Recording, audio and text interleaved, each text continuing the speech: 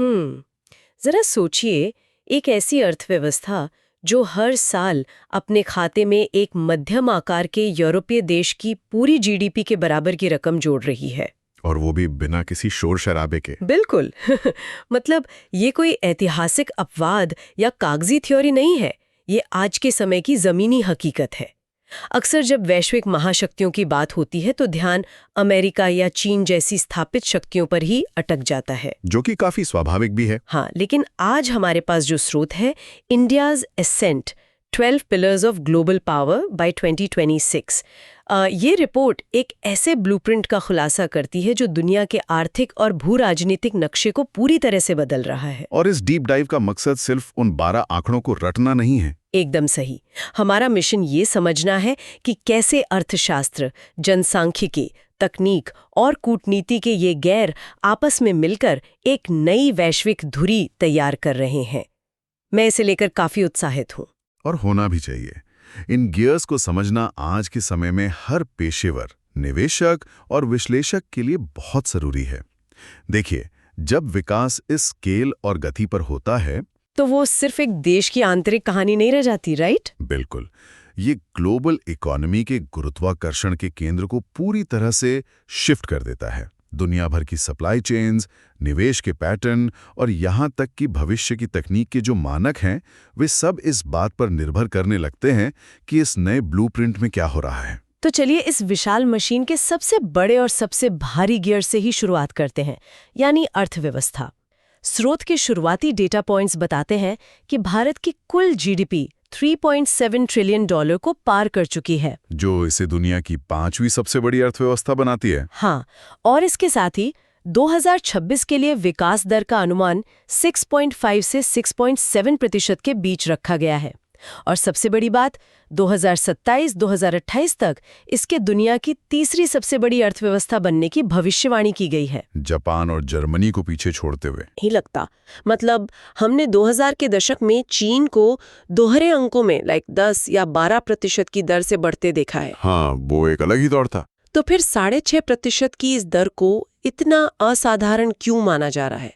मैं इसे एक एनालॉजी से देखती हूँ। ये एक ऐसी हाई स्पीड ट्रेन की तरह है जो न केवल भारी वजन यानी $3.7 ट्रिलियन खींच रही है, बल्कि पुराने और स्थापित इंजनों को बहुत तेजी से पीछे भी छोड़ रही है। ये ट्रेन वाली एनालॉजी बहुत सटीक है। इसका तकनीकी जवाब अर्थशास्त्र के एक बुनियादी सिद्धांत में छिपा है, जिसे लॉ ऑफ लार्ज नंबर्स कहते हैं। अच्छा, वो क्या होता है? देखिए, जब किसी अर्थव्यवस्था का आकार छोटा होता है, मान लीजिए सिर्फ $500 बिलियन, तो उसका 10 या 12% की दर से बढ़ना अपेक्षाकृत आसान होता है, क्योंकि बेस छोटा है। बिल्कुल। लेकिन जब अर्थव्यवस्था का बेस $3.7 ट्रिलियन का हो जाता है, तो उस विशाल आधार पर 6.5% की वृद्धि का मतलब है कि हर साल निरपेक्ष मूल्य में यानी एब्सोल्यूट वैल्यू में खरबों डॉलर जुड़ रहे हैं। ओह, मतलब प्रतिशत वही है लेकिन रकम बहुत बड़ी हो गई है। एग्जैक्टली।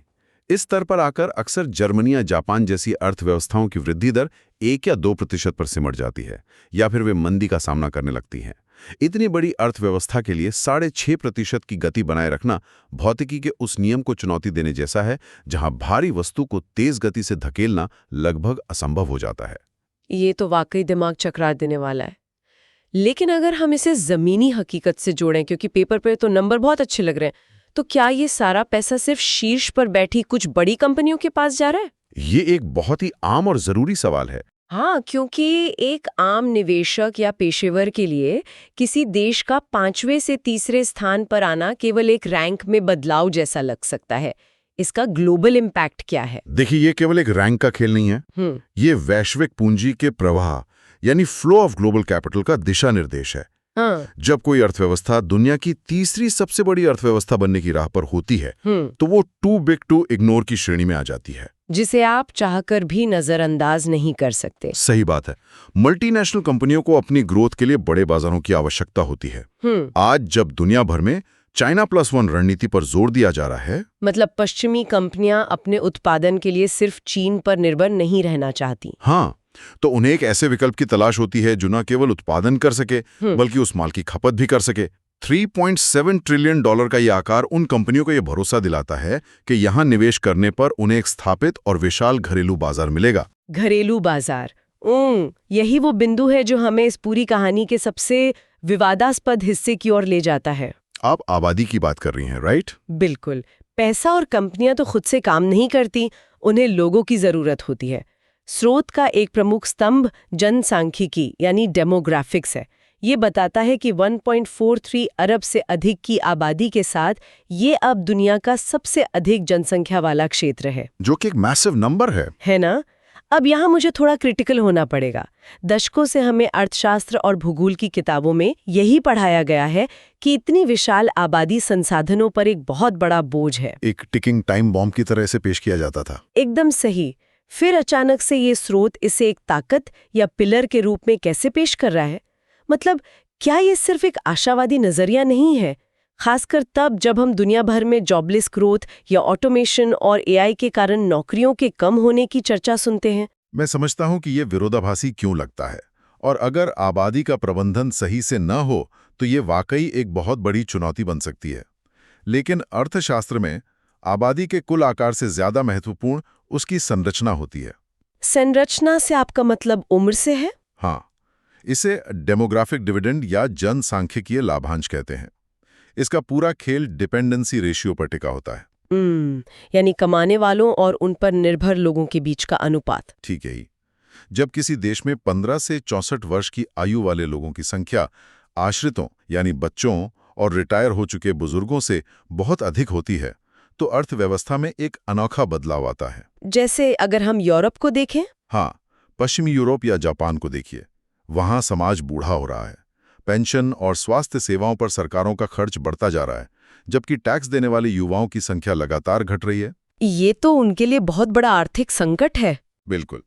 इसके विपरीत 1.43 अरब की इस आबादी में युवाओं का एक बहुत बड़ा हिस्सा है।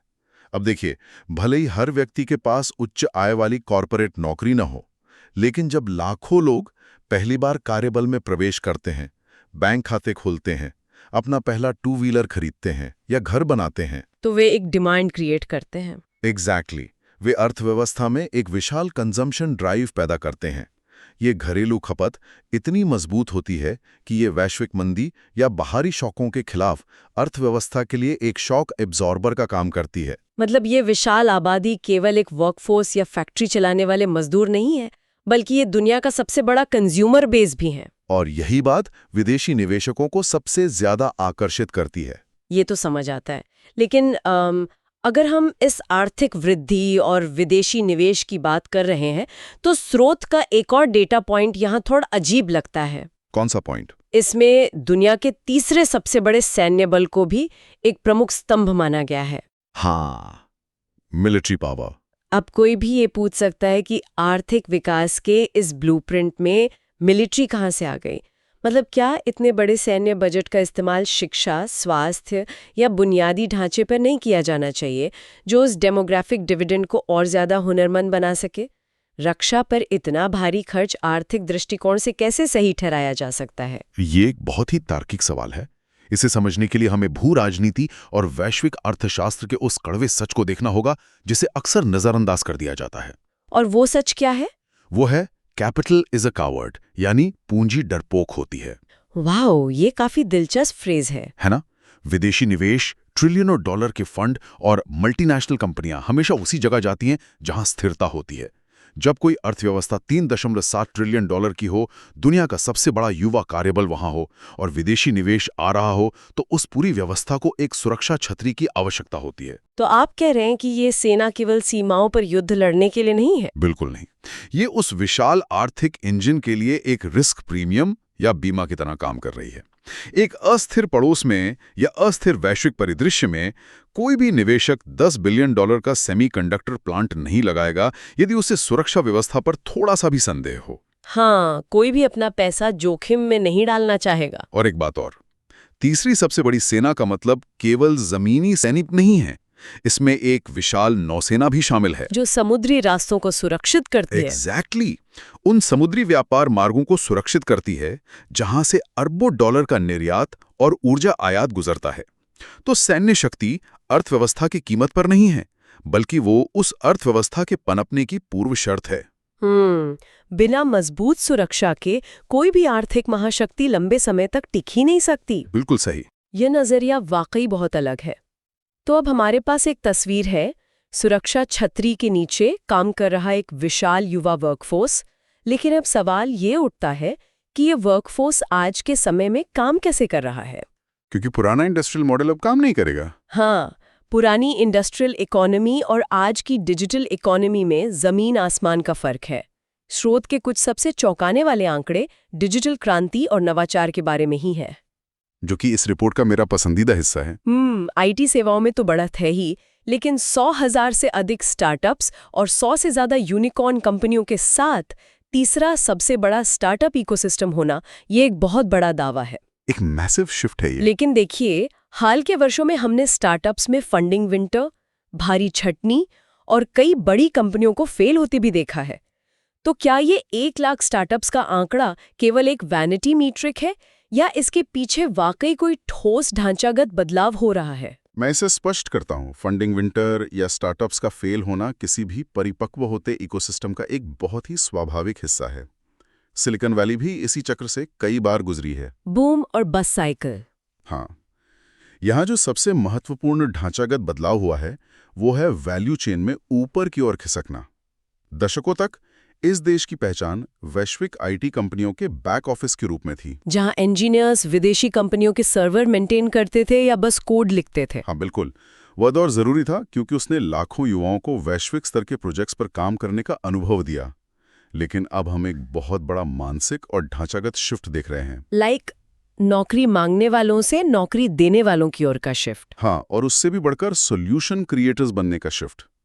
अब वही अनुभव रखने वाले लोग खुद की कंपनियां बना रहे हैं जो दुनिया भर की समस्याओं का नया समाधान निकाल रही हैं। मतलब अब वे फ्रंट ऑफिस का काम कर रहे हैं। एग्जैक्टली। 100 यूनिकॉर्न्स का होना सिर्फ वैल्यूएशन का खेल नहीं है, ये इस बात का प्रमाण है कि ग्लोबल इन्वेस्टर्स को अब यहाँ के इनोवेशन पर पूरा भरोसा है। और भले ही कुछ स्टार्टअप्स फेल हो जाएं, लेकिन वो जो टैलेंट पूल और रिस्क लेने की संस्कृति पीछे छोड़ जाते हैं, वो अगले इनोवेशन की मजबूत नींव बन जाती है। सही कहा। और शायद इस पूरे डिजिटल इनोवेशन की सबसे मजबूत नींव वो है जिसे श्रुत डिजिटल पेमेंट्स में नंबर 1 होने का दर्जा देता है। विशेष रूप से यूपीआई। हाँ, यूपीआई हर महीने अरबों ट्रांजैक्शंस। अब देखिए, हम सभी यूपीआई का इस्तेमाल करते हैं, ये हमारी रोजमर्रा की जिंदगी का हिस्सा बन चुका है। लेकिन एक विश्लेषक के नजरिए से क्या ये सिर्फ एक सुविधाजनक ऐप नहीं है? बिल्कुल नहीं, ये उससे कहीं आगे की चीज है। क्योंकि स्रोत 2030 तक $1 ट्रिलियन की डिजिटल इकोनॉमी की बात करता है। अब क्या सिर्फ क्यूआर कोड स्कैन करके सब्जी खरीदने से $1 ट्रिलियन की डिजिटल इकोनॉमी बन सकती है? इसमें वीजा या मास्टर कार्ड जैसे पुराने और स्थापित सिस्टम से ऐसा क्या अलग है जो इसे भू राजनीतिक स्तर पर इतना महत्वपूर्ण बनाता है? यहीं पर अक्सर लोग यूपीआई की असली ताकत को कम आंकते हैं। यूपीआई केवल एक ऐप या वीजा मास्टरकार्ड का कोई लोकल विकल्प नहीं है। वीजा और मास्टरकार्ड प्राइवेट रेल नेटवर्क की तरह हैं। मतलब उनका अपना प्राइवेट इंफ्रास्ट्रक्चर है। हाँ, वे अपना ढांचा बनाते हैं और हर बार जब कोई उस पर अपना पैसा रुपी ट्रेन चलाता है तो वो एक भारी टोल वसूलते हैं, जिसे मर्चेंट डिस्काउंट रेट कहते हैं। इसके विपरीत यूपीआई एक डिजिटल पब्लिक इंफ्रास्ट्रक्चर है, यानी डीपीआई। तो अगर मैं इसे एक उपमा से समझूं तो ये एक डिजिटल नेशनल हाईवे की तरह है जिसे सरकार ने बना दिया है। राइट। और इस पर ट्रांजैक्शन की गाड़ियां बिना किसी भारी टोल या बेहद कम लागत पर बेरोक टोक जोड़ रही हैं। बिल्कुल सही एनालॉजी है। और जब ट्रांजैक्शन की लागत यानी मार्जिनल कॉस्ट लगभग 0 हो जाती है तो अर्थव्यवस्था के सबसे निचले स्तर पर एक धमाका होता है। वो कैसे? जो सड़क किनारे चाय बेचने वाला कभी वीजा मशीन का खर्च नहीं उठा सकता था, वो अब डिजिटल अर्थव्यवस्था का सक्रिय हिस्सा है। और इसका सबसे बड़ा फायदा डेटा है, क्योंकि अब हर पेमेंट रिकॉर्ड हो रहा है। हाँ, जब वो चाय वाला डिजिटल पेमेंट लेता है तो उसका एक वित्तीय इतिहास या फाइनेंशियल फुटप्रिंट बन जाता है। कल को कोई भी बैंक उस डेटा के आधार पर उसे अपने बिजनेस को बढ़ाने के लिए लोन दे सकता है। जो पूरी की पूरी अनौपचारिक अर्थव्यवस्था या इनफॉर्मल इकोनॉमी केवल नकद पर चलती थी और सिस्टम के राडार से बाहर थी, वो अब मुख्य धारा में आ रही है। एग्जैक्टली। और इसी कारण से $1 ट्रिलियन की डिजिटल इकोनॉमी का लक्ष्य पूरी तरह से यथार्थवादी है। कि देश इस डिजिटल पब्लिक इंफ्रास्ट्रक्चर को अपना रहे हैं, ये तो सॉफ्ट पावर का एक बिल्कुल नया रूप लग रहा है। ये एक बहुत ही पैनी नजर है आपकी। है ना? पहले देश अपनी संस्कृति, फिल्मों या संगीत का निर्यात करके सॉफ्ट पावर दिखाते थे। अब वे अपने डिजिटल प्लम्बिंग का निर्यात कर रहे हैं। और यही डीपीआई कूटनीति का नया और सबसे असरदार हथियार है। जब कोई देश किसी दूसरे देश को एक ऐसा डिजिटल ढांचा देता है जो उनके नागरिकों के लिए वित्तीय समावेशन लाता है, तो वो केवल एक तकनीक नहीं दे रहा होता, वो एक लंबी साझेदारी बना रहा होता है। बिल्कुल एक दीर्घकालिक भू राजनीतिक साझेदारी। यह विकासशील देशों यानी ग्लोबल साउथ के लिए एक बहुत बड़ा आकर्षण है, जो पश्चिमी देशों के महंगे निजी इंफ्रास्ट्रक्चर का खर्च बिल्कुल नहीं उठा सकते। ये बहुत ही कमाल का पॉइंट है और ये हमें स्रोत के अंतिम और शायद सबसे भविष्योन्मुखी हिस्से की ओर ले जाता है, स्पेस और ग्लोबल डिप्लोमेसी। जी। जब कोई देश जमीन पर यानी पृथ्वी पर अर्थव्यवस्था, डेमोग्राफिक, वर्कफोर्स, सेना और डिजिटल इंफ्रास्ट्रक्चर में इस स्तर की महारत हासिल कर लेता है, तो उसका अगला विस्तार कहाँ होता है? स्रोत के अंतिम स्तंभ वैश्विक कूटनीति जैसे G20, ब्रिक्स और सीधे तौर पर अंतरिक्ष की बात करते हैं, जो कि अगला फ्रंटियर है। हाँ, अक्सर अंतरिक्ष अन्वेषण को हम राष्ट्रीय गौरव या बस चांद पर झंडा गाड़ने की भावना से जोड़कर देखते हैं, लेकिन स्रोत स्पष्ट रूप से 2030 तक वैश्विक अंतरिक्ष बाजार के एक बड़े हिस्से पर कब्जा करने की बात करता है। क्या अब अंतरिक्ष केवल विज्ञान की किताबों का विषय नहीं रहा? देखिए, विज्ञान तो इसका आधार हमेशा रहेगा, लेकिन अब ये एक विशुद्ध कमर्शियल और रणनीतिक बाजार बन चुका है। कमर्शियल कैसे? सैटेलाइट इंटरनेट, पृथ्वी अवलोकन, मौसम का सटीक डेटा और सबसे अहम, अन्य देशों के छोटे सैटेलाइट्स को अंतरिक्ष में स्थापित करना। ये अब एक $multi-billion की इंडस्ट्री है। और इसमें इसरो की भूमिका बहुत बड़ी है। बिल्कुल, इसरो ने पूरी दुनिया को यह साबित कर दिया है कि वो उच्च तकनीक वाले मिशनों को पश्चिमी देशों के तुलना में बहुत ही कम लागत पर अंजाम दे सकता है। और भविष्य में जो भी देश महाशक्ति होगा, उसका अंतरिक्ष की संपत्तियों पर नियंत्रण होना अनिवार्य है। क्योंकि आज सब कुछ तो सैटेलाइट्स पर निर्भर है। एग्जैक्टली। आज की आधुनिक सेनाएं, संचार, नेविगेशन, सब कुछ अंतरिक्ष में अपनी जगह पक्की किए बिना 21वीं सदी की महाशक्ति बनने की कल्पना भी नहीं की जा सकती। और मुझे लगता है कि यही बात कूटनीति के लिए भी लागू होती है। G20 या ब्रिक्स जैसे मंचों पर जो बढ़ता हुआ प्रभाव हम आज देख रहे हैं, वो कोई खैरात में नहीं मिला है। बिल्कुल नहीं। अक्सर अंतर्राष्ट्रीय संबंधों में ये माना जाता है कि कूटनीति केवल अच्छे संबंधों, डिनर पार्टीज या मीठी बातों के बारे में है, लेकिन हकीकत यह है कि अंतर्राष्ट्रीय राजनीति पूरी तरह से लेवरेज यानी आपकी सौदेबाजी की ताकत पर निर्भर करती है। ये आज की चर्चा का सबसे महत्वपूर्ण टेक अवे है। किसी को भी हेड टेबल या मुख्य मेज पर इसलिए आमंत्रित नहीं किया जाता क्योंकि वह अच्छा है। उसे इसलिए आमंत्रित किया जाता है क्योंकि उसके बिना वैश्विक समस्याओं का समाधान हो ही नहीं सकता। मतलब इग्नोर करना नामुमकिन हो जाता है। हाँ, जब जलवायु परिवर्तन की बात होती है तो दुनिया की 14.3 करोड़ आबादी को आप नजरअंदाज नहीं कर सकते। जब वैश्विक व्यापार के नियम बनते हैं तो $3.7 ट्रिलियन की अर्थव्यवस्था को दरकिनार नहीं किया जा सकता। और जब भविष्य की डिजिटल अर्थव्यवस्था के मानक तय होते हैं तो उस देश को बाहर नहीं रखा जा सकता जहां हर महीने अरबों डिजिटल ट्रांजैक्शन शून्य लागत पर हो रहे हैं। ये जो 12 स्तंभ हमने स्रोत में देखे, वे अलग अलग द्वीप नहीं हैं। तो वे क्या है? वे एक ही विशाल आर्किटेक्चर के अलग अलग पिलर्स हैं जो उस हेड टेबल को सहारा दे रहे हैं। वाओ! तो अगर हम इस पूरे डीप डाइव को समेटें और उस पूरी तस्वीर को एक साथ जूम आउट करके देखें, तो ये केवल कुछ अच्छे आंकड़ों की रैंडम सूची नहीं है। बिल्कुल नहीं। ये एक देश के ट्रांसफॉर्मेशन का एक बहुत ही सटीक और आक्रामक ब्लूप्रिंट है। एक ऐसी अर्थव्यवस्था जो लॉज ऑफ लार्ज नंबर्स को चकमा देकर तेजी से विस्तार कर रही है। एक ऐसा युवा वर्कफोर्स जो केवल नौकरियां नहीं ढूंढ रहा, बल्कि 1 लाख स्टार्टअप्स के जरिए ग्लोबल सॉल्यूशंस बना रहा है। एक मजबूत डिजिटल इंफ्रास्ट्रक्चर के साथ। हाँ, एक डिजिटल पब्लिक इंफ्रास्ट्रक्चर जो अनौपचारिक अर्थव्यवस्था को मेन स्ट्रीम में ला रहा है और अब पूरी दुनिया के लिए एक एक्सपोर्ट मॉडल बन गया है। और इन सबको एक सुरक्षित माहौल देने के लिए दुनिया की तीसरी सबसे बड़ी सैन्य शक्ति, जो केवल जमीन पर नहीं बल्कि कूटनीतिक मेजों और अंतरिक्ष की कक्षाओं तक अपने हितों की रक्षा कर रही है। और सुनने वालों के लिए इसका सीधा अर्थ ये है कि वे चाहे जिस भी क्षेत्र में काम कर रहे हों, चाहे वे सप्लाई चेन मैनेज करते हों, तकनीकी निवेश करते हों या नीतियां बनाते हों, भविष्य के निर्णय इन्हीं 12 आधार स्तंभों के इर्द गिर्द ही घूमेंगे। इन गियर्स के घूमने की दिशा ही ये तय करेगी कि अगली बड़ी मार्केट अपॉर्चुनिटी कहाँ पैदा होगी। और यहीं पर हम आज के इस डीप डाइव को एक गहरे सवाल के साथ छोड़ना चाहेंगे। जरा सोचिए, दशकों से विकासशील देशों के पास ग्रोथ के केवल 2 ही प्रमुख मॉडल रहे हैं, या तो पश्चिमी देशों का वॉशिंगटन कंसेंसस मॉडल या फिर चीन का स्टेट लेड मॉडल। सही बात है।